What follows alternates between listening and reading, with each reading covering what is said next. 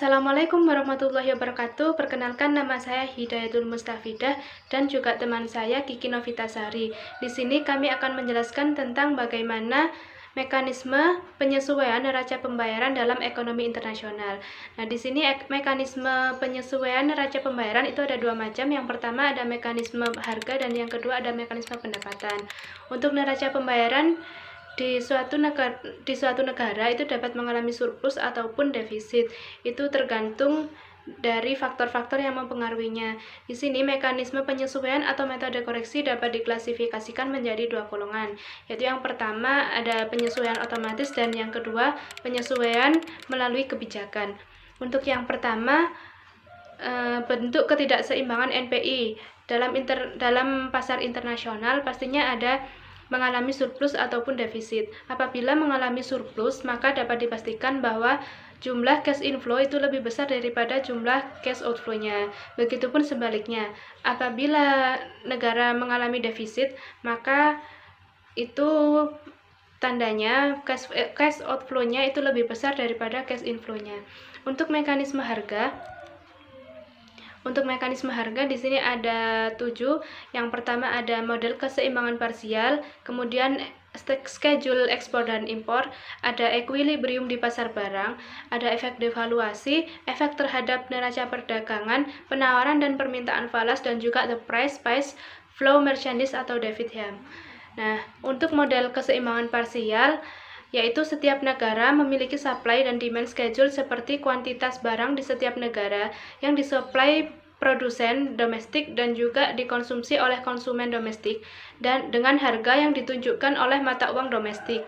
Untuk yang schedule ekspor dan impor, suatu negara tidak dapat menunjukkan equilibrium di pasar barang pada pasar komoditi tanpa mengetahui schedule ekspor dan impor di setiap negara. Nah, untuk yang ketiga ada equilibrium di pasar barang, yaitu perbedaan dalam penerimaan ekspor dan impor yang merupakan surplus ataupun defisit di neraca perdagangan. Dalam menentukan equilibrium di pasar perdagangan ini, barang harus dilakukan penyamaan mata uang agar mata uangnya ini setara dan tidak ada perbedaan dalam perhitungan. Selanjutnya di sini ada efek devaluasi, di mana devaluasi adalah kebijaksanaan yang dilakukan oleh pemerintah untuk menurunkan nilai mata uang dalam negeri terhadap mata uang asing. Maka hal ini akan berdampak kepada perdagangan dan neraca pembayaran Indonesia. Selanjutnya ada efek terhadap neraca perdagangan, yaitu pada neraca perdagangan tidak selalu devaluasi, meningkatkan neraca perdagangan. Hal ini biasanya tergantung pada elastis permintaan impor dan supel ekspor.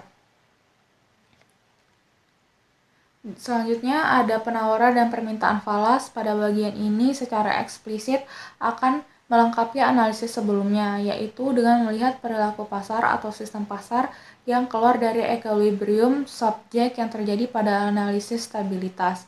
Selanjutnya yang terakhir ada the price flow merchandise, yaitu bagaimana mekanisme harga bekerja di bawah sistem standar emas atau sistem kurs tetap yang terjadi koreksi secara otomatis.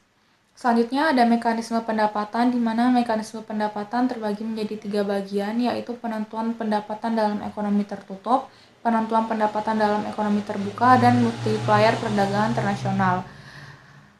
Penentuan pendapatan dalam ekonomi tertutup, yaitu penentuan ini dapat dilakukan dari GNP, yaitu total nilai uang dari arus barang dan jasa yang diproduksi oleh ekonomi. Penentuan pendapatan dalam ekonomi terbuka, yaitu pada penentuan ekonomi terbuka impor untuk konsumsi atau investasi domestik dan impor bahan baku sebagai produksi barang dan jasa domestik. Sedangkan yang terakhir yaitu multiplier perdagangan internasional, yaitu adanya perubahan investasi ekspor dan impor. Oke, terima kasih sudah menonton video kami. Untuk kurang dan lebihnya saya mohon maaf, dan jangan lupa like dan subscribe dan juga tulis komentar di kolom di bawah ini.